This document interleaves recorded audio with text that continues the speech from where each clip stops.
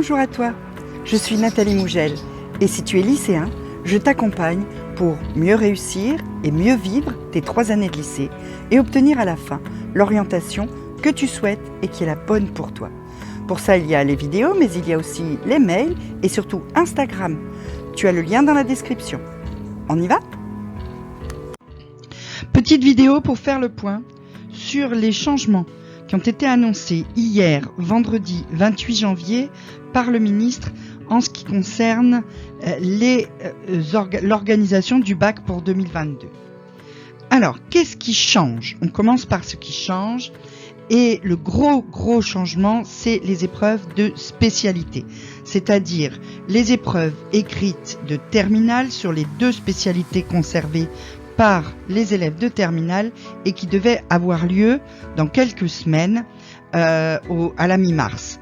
Ces épreuves de spécialité sont reportées parce que, en fait, et j'ai pu l'expérimenter moi-même, dans les lycées en ce moment, il y a beaucoup d'élèves absents, il y a un turnover très important. Une semaine, c'est certains élèves qui sont absents, la semaine d'après, c'est d'autres, etc. Et donc, les élèves ont beaucoup de mal à avoir un vrai suivi dans leurs cours en ce moment, parce qu'ils sont absents quelques jours, soit cas contact, soit eux-mêmes cas positifs, etc. Donc les épreuves de spécialité sont reportées. Elles auront lieu les 11, 12 et 13 mai. Elles auront lieu sur la base des mêmes programmes que ceux qui étaient prévus en mars. C'est-à-dire que c'est pas parce qu'elles sont reportées qu'il y aura plus de thèmes au programme de ces épreuves.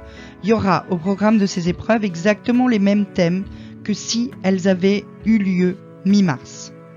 Pas de rajout de programme. C'est donc en fait le moyen pour les profs de spé et les élèves de spé avec eux de combler en fait le retard pris depuis le début de l'année à cause des allées et venues liées au Covid.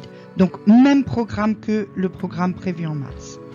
Et dans les 2 jours qui précèdent ces 11, 12 et 13 mai, les élèves de terminale auront 2 jours qui seront consacrés aux révisions, c'est-à-dire que pendant ces 2 jours-là, c'est ce que le ministre a écrit par mail aux professeurs, les élèves n'auront que leurs cours de spécialité et pas les autres cours, afin de pouvoir réviser ces épreuves.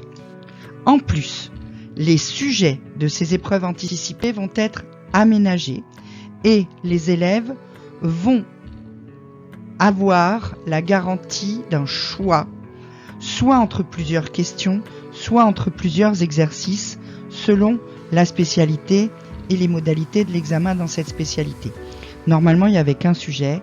Là, les élèves auront un choix. Ça veut dire qu'il y aura au moins 2 sujets. C'est ça que ça veut dire, un choix.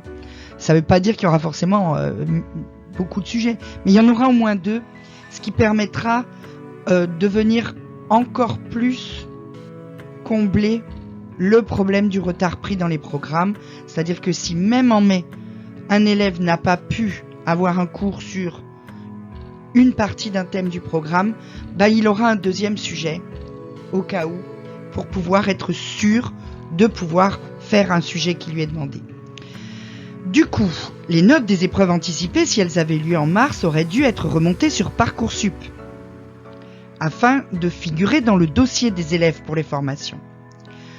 Ces notes vont être remplacées par les moyennes dans les spécialités, les moyennes des 3 trimestres de première et des 2 premiers trimestres de terminale. Ça va faire une note qui permettra aux formations quand même d'avoir une idée du travail que l'élève a fourni dans cette spécialité. Donc il n'y a pas normalement de conséquences négatives sur Parcoursup du fait du report de ces spécialités.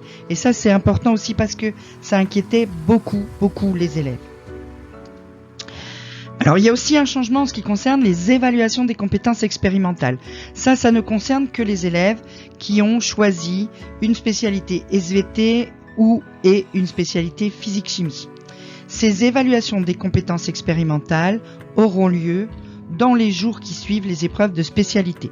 Les jours ne sont pas exactement encore fixés, mais ça va se passer comme ça aurait dû se faire en mars, c'est-à-dire dans la foulée des épreuves de spécialité. Ça, c'est les lycées qui organisent sur un créneau de date qui leur est donné et qui organisent avec les professeurs ces épreuves d'évaluation de compétences expérimentales en SVT et en physique-chimie.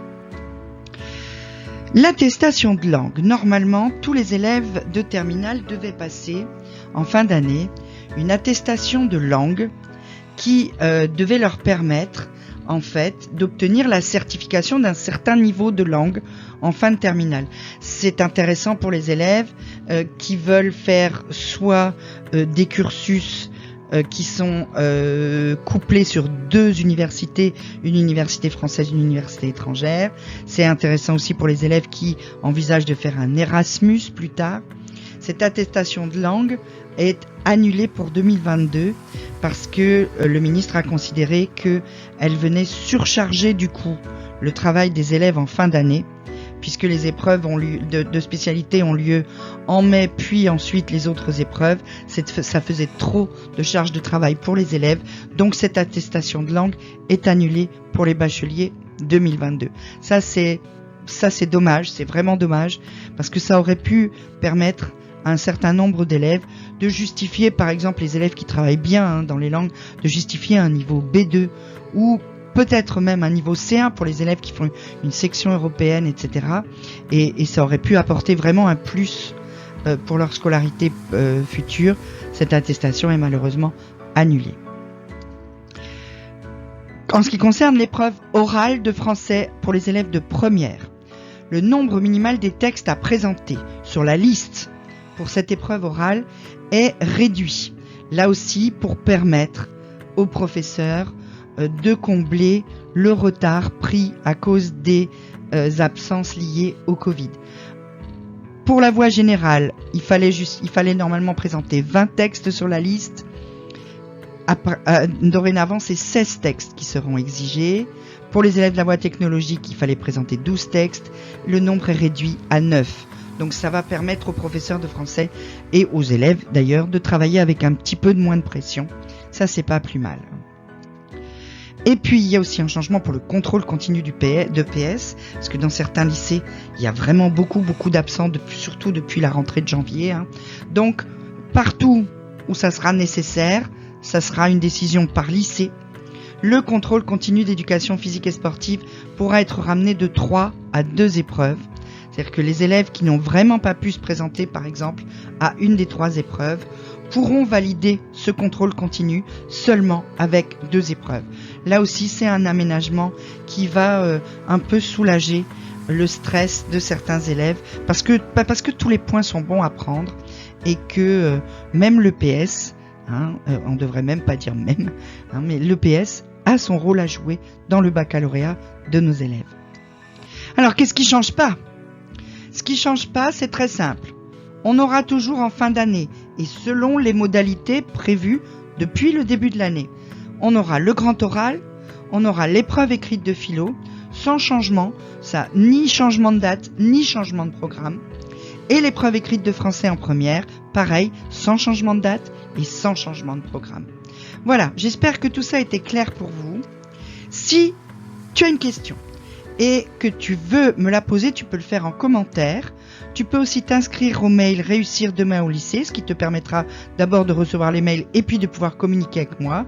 Tu peux aussi me suivre sur Instagram, je poste plein de trucs, je réponds aux DM, donc pas de souci, par tous ces moyens-là, tu peux rester en contact. En attendant, petit pouce bleu, petit abonnement, petite cloche. À très vite.